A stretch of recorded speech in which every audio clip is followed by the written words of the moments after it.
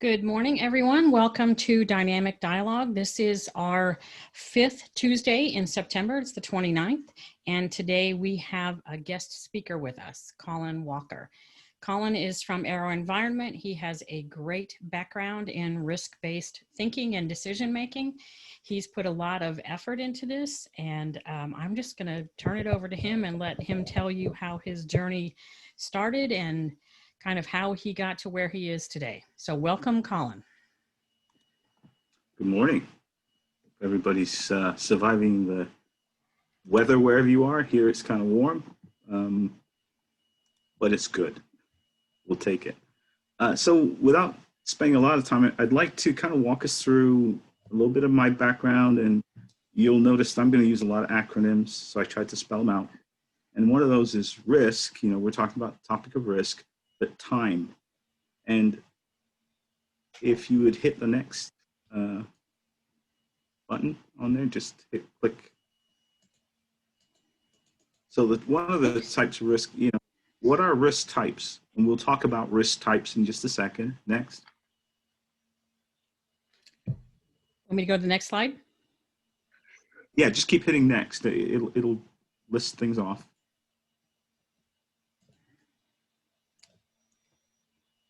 Or it should. Can you see the slide? Yeah, just hit return. Hit enter. Nothing changed? It's your backstory? No, if you just hit enter, it should have listed out a few things. It has types of risk, identification, mitigation, and elimination. Yeah, I'm not seeing that. I'm not seeing that. Let me try to reshare it. Yeah, for me, it's stuck on. How about that? Hold on a second. Okay, I'm sorry. So now it was my system. That's better. All right. So types of risk, identification of risk, mitigation of risk, and elimination of risk. And that's a short acronym for time. It's a fairly easy way to remember risk and the things we want to talk about relative to risk. So we hit the next. You don't have to read this. I'm going to summarize it for you. But essentially, I started out in engineering, and in what then was considered high tech. I was doing electronics for nuclear power plants. And as you can imagine, you know, risk was very high and failure consequences were very severe. So we had all kinds of redundant layers in the system to keep it safe. And we thought life was great. And so I was in engineering. I moved into manufacturing and started to manage the assembly and test areas and final calibration for the company. Well, during an audit from the Nuclear Regulatory Commission, I had one of those aha moments, and it really changed my life in the way I viewed risk. What happened during the audit was the auditor sat down to interview me, and he asked me a question. He basically said, do you realize that if there's a failure in a power plant and it's traced back to being a function of one of your technicians or one of your operators doing something wrong, you can be personally held accountable for that, and you could be fined and go to jail for up to 20 years. Well, right there and then, my life stopped. My heartbeat stopped. I was 27 years old, had 2 kids, and you know, when they say life flashes before your eyes, mine kind of did. And I went into a little bit of shock, thinking, I do not want to go to jail, and this is not comfortable for me because I don't stand over every technician and watch what they do. So what am I going to do about that? Well, you know, needless to say, I changed my viewpoint regarding quality and risk and how I would eliminate or reduce the risk and prevent myself from going to jail. So I began to learn about things, and ISO was just coming into view at that time. And so I started digging into learning about ISO and quality and TQM, and that led me to Six Sigma and Lean, and a laundry list of everything and anything that could help me But also in that process, I moved from industry to industry. I started moving around and getting involved in different types of industries, different types of manufacturing processes, and each time looking at what could I glean from each of those and how could I embed that in everything else I was doing. And it helped me make a lot of really good decisions. And so migrating through all that, I learned a couple things. And the last part of the slide says, essentially what I learned over time was this, that not all risks are created equal. We face risks every single day. And not everything has to be mitigated. Not everything has to be approached. Just because you can do something doesn't mean you should. So I'd like to talk a little bit about risk, how it applies to us, how it applies to supply chain and everything else we do in life, and how we could approach evaluating those risks and then taking action or not. Next slide. So, as you can imagine, risks.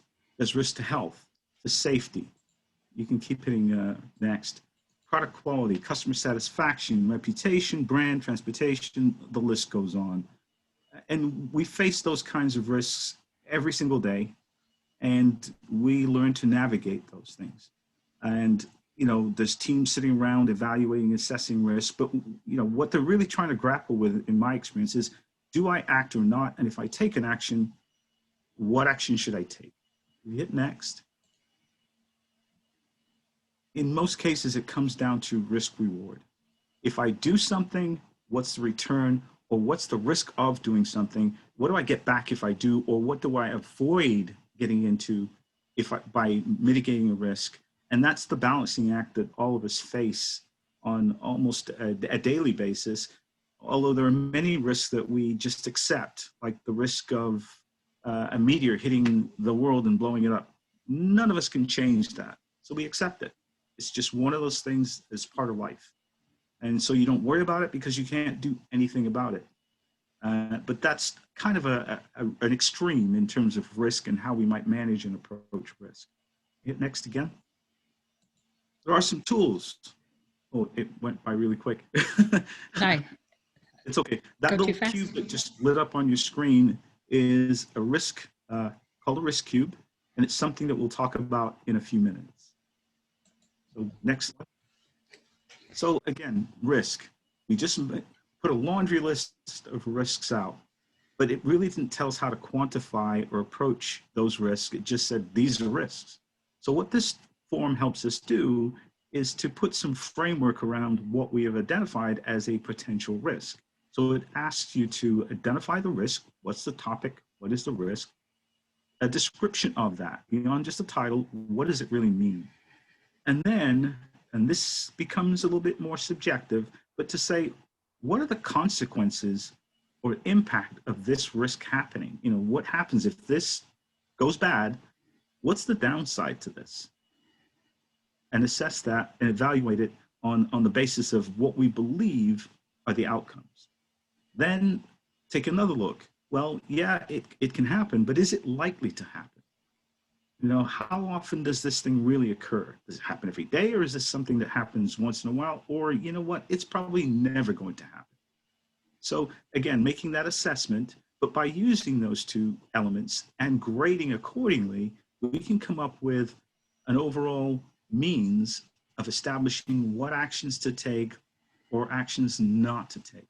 We won't talk about the right-hand side of the screen. For now, we'll just stick to the left-hand side. And that's essentially what this form helps us to do. If you go to the next slide. So having taken what I just said into account, we said we've got an impact to severity, what happens if, and then how often will it happen, if at all. By using this little grid up top here where it says grade, we can establish a ranking or a grade for that particular risk element. And then down below, it gives us 4 options, grade A through D, of actions that we would take in the event of a risk falling into a category or grade that we've just defined. So on the left-hand side of the screen, you can see some actions. On the right-hand side of the screen is essentially the same thing, but using what's called a 4T model that describes transferring risk, tolerating risk, treating the risk, and preferably terminating the risk, getting rid of it in its entirety, which is obviously the preferred thing to do, but not all risk can be eliminated. Some have to be treated, others can be just tolerated or ignored, and as the top one says, others can be transferred. And there's examples of what those things mean in the column, so I don't intend to read it, but it would be, if you're not familiar with the risk and how to approach it, these are some good guidelines of what to do and how you can think about approaching risk. Jane or Brian, any thoughts or comments at this point? No, I think this is a great model. And I think you're really looking at that continuum between what can happen and what the consequences are, because it's kind of worst case to best case. So you're looking at that in terms of, if the worst happens, then what is it? And if it's the least possible impact, then, what do we do? And I like the 4 T's too. And you talk about terminating the risk. I've also seen that in terms of decision making, where it's, you say the risk is too high and we just don't take that path. So the decision is to not pursue that path because we can't tolerate that risk at all. It's too much. So it works both ways. And I think it applies whatever your situation is. But yeah, I think it's a great model. Yeah. I like it too, because as opposed to some other models like FMEA, this actually puts it into a more human understandable format. Are you going to do something about it? Are you going to eliminate it? Are you going to reduce it? As opposed to FMEA, the numbering system is always difficult to explain. I like this 4T as well. I've never seen this before. Yeah, an FMEA is very numbers driven, and there's always debate about the threshold. Is it 80, above 80, or is it above 100? And if it's 81, do I take an action? There's always these little nuances, but it doesn't tell you what kind of action to take. It just says you shall do something. And what this attempts to do is calibrate you around what level of activity, what level of investment you should make in time or mitigation based on the impact associated with the perceived risk. So this does help. It really helps you make decisions.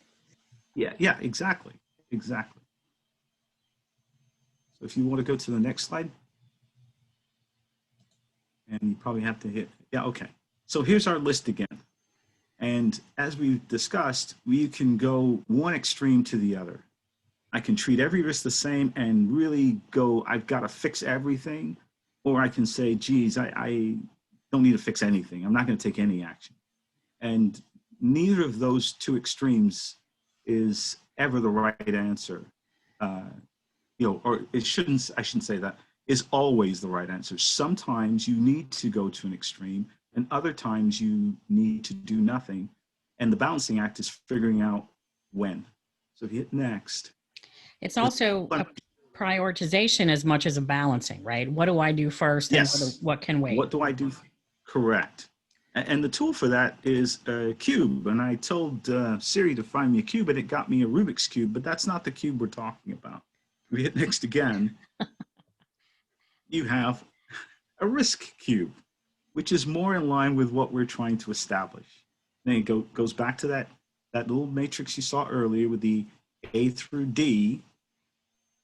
And this uses essentially the same type of logic, or of the risk, I should say, excuse me. What are the consequences of the risk, and what is the likelihood of that risk happening? And if you use this simple grid and say, yes, I have a risk and the consequences are critical, it's severe, it's really impactful to my business, but the likelihood is very rare, then I fall into that orange band that says, you know what, I should probably try to do something, but I'm not going to invest a lot in this because the likelihood, although the severity is high, the likelihood is very low. But as the likelihood increases, the probability increases, I now need to take greater action because the consequences are dire should this turn into a reality. Conversely, if the item is insignificant, If it happens, it happens, and we really don't care. And the certainty, the probability is very high. It falls into a moderate category, right? It doesn't rise to the occasion of, stopping the world and fixing everything. It says I should probably do something. It's less severe. I can probably tolerate it to some degree. And as it becomes less likely, the more I can tolerate it. In fact, I can ignore it because it's insignificant to my business or my health or whatever category we're trying to assess at the time. So this is a way of helping us move away from the polar extremes and calibrating our activity around severity and likelihood, or consequences and probability, whichever terms you care to use. But that's really what we're trying to do. And that's what this chart is trying to depict for us. And it helps you, again, prioritize your time and resources, where you want to put those and what can wait till later, or where you want to apply some, but not a lot. Correct. And I always like to use weather. As this is, I'm sorry. Yeah. I always like to use earthquakes and weather, right? Here in Southern California, we have earthquakes. Right. But we don't have a lot of them that are very highly impactful and highly negative, dangerous. And then in the southeast part of the country, where again, they're dealing with hurricanes. So all kind of spring, summer into the fall, they have the possibility of hurricanes. So it's something that they deal with, but they have building codes, they have approaches, they do what they need to do for their businesses to protect them, because those things are a high probability, but the impact from them is anywhere from a lot of rain to not much to very devastating. And so you have to take all of that into account. Right. And having contingency plans in place that are not necessarily executed until necessary is really the way to use and analyze your risks and better utilize your resources. Because last time I checked, none of us have infinite resources at our disposal. We tend to be constrained by what we can do, and trying to boil the ocean doesn't usually prove to be effective use of resources. So this helps to target, and to your point, prioritize and target what you do, knowing why you do them and the consequences of acting or not acting. So the next slide. Well, here's an example. It's a fairly real example of an airline looking at an issue and using a very simple grid, very much like you've seen in the previous slides, and saying, we have the likelihood of this problem occurring in flight or occurring after so many hours. And then what are the consequences? And then if something hits as an E5, what do we need to do? In their case, they're saying we're going to write a corrective action, put a corrective action plan in place, and that needs to happen very quickly. It's a very limited scope and a very targeted, simple response. But the point here is a risk cube can be built in any way that best suits your business or the application it's being used for. There's no hard and fast rules, except to say that you want to try to quantify consequences of severity in one category versus probability or likelihood in another, and create a grid that works for you and your application. And as much as possible, try to predetermine what level of activity you will engage with as a outcome of the grade given. It's far better to lay it out in advance so you're consistent rather than trying to make things up on the fly as they occur. So, any comments or thoughts? Or no, I think that's great. And I think it's good that you can break it down by different types of impacts. So you can have a long list or a short list. You can have categories of that to look at different aspects. So you can, if you're looking at, you can look at customers, you can look at employees, you can look at suppliers, you can break it down into different areas of types of equipment, or like you have the vehicle there.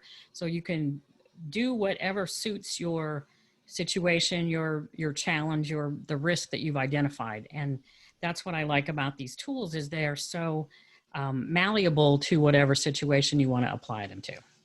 Yeah, absolutely. If I can insert a comment, something that I like about this tool is how you are prioritizing the impact by type and not necessarily by the monetary impact. Because when I'm teaching risk management as part of the APICS education, they resort to the economical impact matrix. Mm-hmm. And I always have to make the comment to my students, this is good except when you are doing something that will affect somebody's health or life. Mm-hmm. Sometimes I have to bring examples like the Ford Pinto or something like that, that was a bad decision was made based on the economical impact when it was affecting life. And with this model, it goes straight to what is the impact, injury, operations, or to minor inconvenience. And that gives you, in my opinion, a slightly better perspective than the monetary matrix that many models use. Right. What you bring up is a very another very interesting view of the world, and that is consequence versus compliance. There are certain things that do not have a direct monetary return until they go bad, and then there's a monetary impact. But there are things that, based on the laws, we have to do regardless of cost. Various industries, you don't get to play unless you have the appropriate certifications and you have complied with all the regulations. And those regulators are not interested in what it costs you to comply. So it's a lot like capital budgets at a company. You've got all of these people who want the money. There's only so much money, and you're trying to assess a prioritization, and whatever it is, if it has to do with safety and health, or if it has to do with compliance, it goes to the top.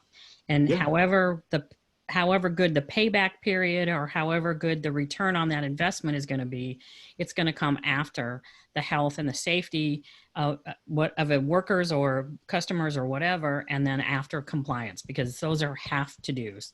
Yes. And again, a lot of these tools help you do that prioritization, and then the dollar figures kind of help you do that for the other things that aren't compliance related or health and safety. And right. Biggest return, that's the next thing we're going to do. Right. So the last slide is really right out of the guidebook for risk assessment from ISO 31000. And it's looks a little busy, lots of arrows and things going on, but in essence, what it says is kind of a recap of what I've just talked about. Establish a risk, but what's the context of the risk? You know, am I looking at health and safety? Am I looking at financial, marketing, or what am I looking at? And what are the risks associated with that, within that context? Making an identification of those things, and then that broad analyze and evaluation of those risks, as we've spoken about. You know, what's the consequences? What's the probability? And from there, establishing that grade, but then talks about mitigation. Do I ignore it? Do I act on it based on the grading that we've given? And having an open communication with consultants and customers and whoever the major stakeholders are for those processes. And then having a means on the other side of that to evaluate and measure. How do I know when I'm done? You know, one of the things we can run into problems with is I've determined I need to take an action. What I haven't done is determined what good looks like. So I continue to refine and repair and polish, if you will, the process well beyond the amount of effort that was required to satisfy or mitigate the risk. So part of the assessment and that evaluation and why we have a KPI is to say, this is where I am, this is what good looks like right before I start, and then measure against that KPI. Measure, and I'll know when I've arrived, I know when that risk has been fully satisfied, and I can drop it from my list and move on to something else. If we fail to identify what good looks like, again, we can spend a lot of time refining something well beyond anything it would have needed to have been done to it, and waste a lot of time and energy for no return or benefit. So it's important when we identify that risk and set up the mitigation process that we link it to a KPI to keep us on task. We'll know if we're doing well, and we know when we have arrived. So that's kind of the outcome of this chart. And I hope from these high-level bits, you guys can take it and go build something that is way better than anything I've ever come up with. But my life is, and Jane will show, I've sent her a lot of bits of how I've used risk assessments throughout my career to make decisions on just about everything. So thank you. The other part of this I want to emphasize, Colin, that I think is really powerful is your communicate and consult. And I think when you do that evaluation, you really need to make sure you've got different perspectives of the risk evaluation in the room and that you reach a consensus on that. Because what I may say is, oh, that's okay, I can take that, not a big deal. You may say, that's a bigger deal to me because of this and this and this. So you need those different perspectives. And we all have different appetites for risk too, right? So I may say, yeah, that's not a big deal. I don't think that's going to be a big impact. And a lot of times that happens, and the finance guy goes, wait a minute, we are not going to take a hit of that size or spend that kind of money or. So you want to make sure you've got all of those perspectives out and discuss that, and really reaching that consensus at the evaluation point before you go on to look at the mitigation and whatever. So everybody sees that in the same light. May not be exactly your perspective of it, but it should be from an organizational and a bigger picture perspective.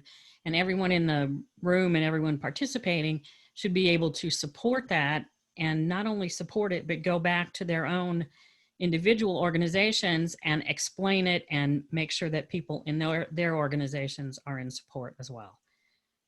Absolutely. So these are great tools. And I'll speak for you, Colin. You can shut me up if you want, but you said you were willing to share these with people who wanted to access them or have that. So I do send the slides out for this. If that's okay with you, I'll send your slides out this time and make them available to anybody who would like to take those and use those. Absolutely. I told you my, I told you my approach. I give it away. It just pushes me to go make something better. So I love that. You tell your team, give that to anybody, but make sure you're working on something to replace it that's better. I think that's great. That's a great motivational tool. So as I said, Colin has a lot of experience with this. He brings this into his organization. When I worked with him on the symposium, when we talked about risk, he said, we do this with everything we do. We just make this the way we think, the way we do business. And I think that's a unique area. That's a great area to be in. And I know a lot of other companies are trying to get there. So if there's any other questions or any other comments, we'll open it up. Jane, this is Brian. I had a question on the context, establish the context. Could you maybe give an example a little bit? I mean, I know that ISO obviously has what they consider the context of the organization. Are you talking, what would be an example of like establishing the context? You're talking about the specific risk? So the context would be, let's just say I'm dealing with finance.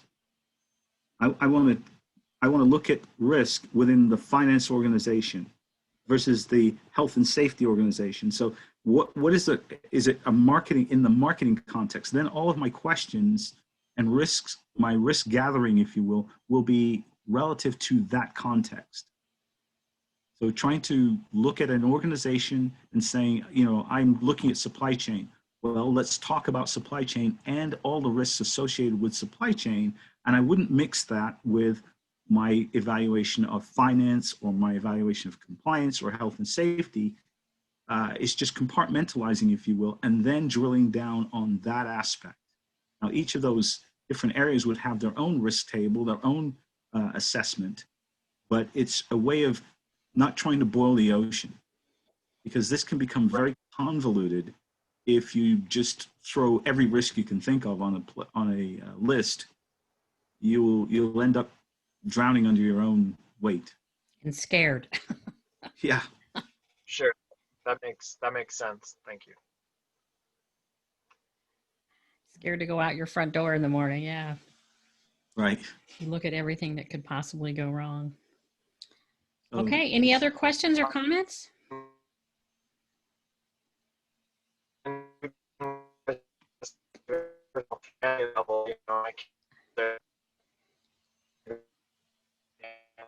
The risk of sleepover parties and going to large beach gatherings. So this is actually puts it in perspective, like the risk and the reward. You know, what's critical, right. what's not so important. Right. So great concepts. I really like these diagrams. Thanks, Brian. You broke up a little bit, but we heard it at the end, and I think we got the gist of what you said. So it's great for prioritizing. It's great for trying to keep that balance, because we know we're always juggling that back and forth, trying to keep that balance in mm-hmm. our lives and in business. And I think a lot mm-hmm. of these things too apply to your own life and to different situations you're dealing with. So you can use that for certain personal aspects and challenges as well as business. Oh, absolutely. And as you say, we do these things on a daily basis, almost subconsciously, right? And the idea for this is to keep that same kind of high-level thinking through all of our business risks and not try to make it so overly burdensome and complicated. I think it was Brian that mentioned earlier about using an FMEA.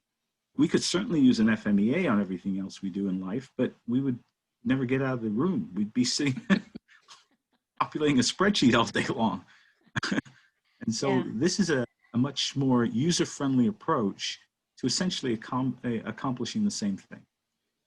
And that's what I tell my clients too. When you're going to start this kind of thing, start small.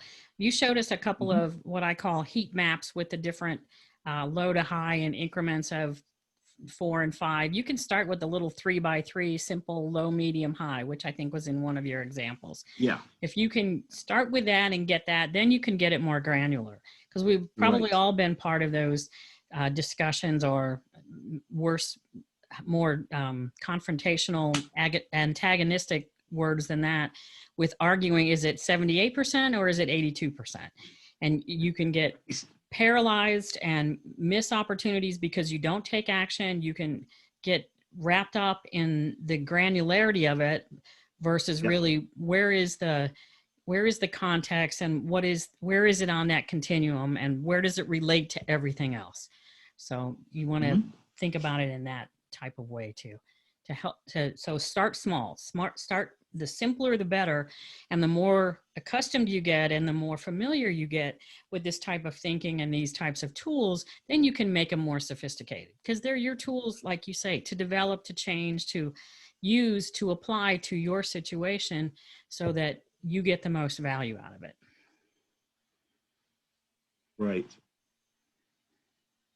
Okay. Anybody else with any comments or questions? If not, I'd like to thank Colin again for coming and sharing his wisdom and putting these great slides together and showing us how he applies these every day at AeroVironment. And be on the lookout for these slides. I'm going to share them, and we'll see you next week. We're going to start a new program in October, and I'm going to give you some more information about that. Thank you. It was very informative. Thank you, Jane, for putting this together. Yeah, thank you, Jane.